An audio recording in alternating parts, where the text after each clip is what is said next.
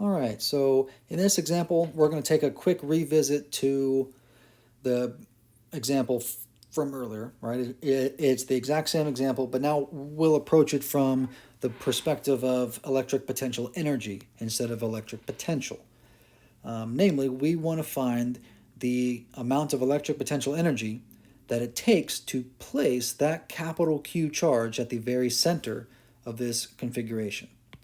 The magnitude of capital Q, by the way, or rather the value, is minus 5 nanocoulombs. Okay, so again, this is a discrete charge configuration. So really, we should have as the potential energy, it's of the charge times the voltage at that location in space, right? So the charge in question here is capital Q times the voltage at the center is V. So what we want to do is really have the sum from I equals 1 to 4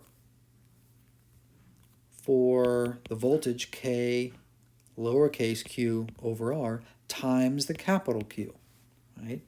And really, let's do it like this. Let's put capital Q there. That way we can have these subscripts at the end, right? Very similar to the last problem, but slightly different, okay? So, what we have here, we have K times capital Q, and then Q1 is in the upper right, right? I'll have that as Q, over the distance R. We found that last time to be, oh, what was it? It was A over root 2, right? So that's a distance R, whoops, right there, plus K capital Q 2Q over R, KQ 3Q over R, and then 4Q. There we go. And so factoring out everything that's common, K, Q, R, and actually the lowercase q as well. And again, we have what remains inside as 1 plus 2 plus 3 plus 4, which is 10.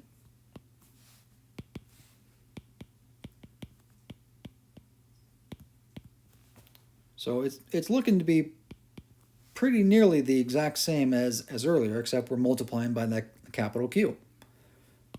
So 10 times 9 times 10 to the 9 times the capital charge, the capital Q is minus 5 times 10 to the minus 9. Charge of lowercase q, 1 times 10 to the minus 9. Whoops, that's definitely 9, not 10.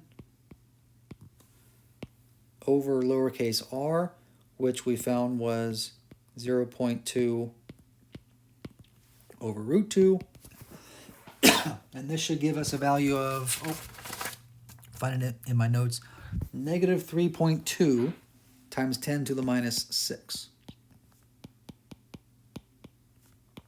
In the units of joules, because it's an energy, right? And so this is the amount of the potential energy that that particle has in order to be accelerated. It's very similar to finding the potential, except now we're actually incorporating the charge that is placed at the location in question.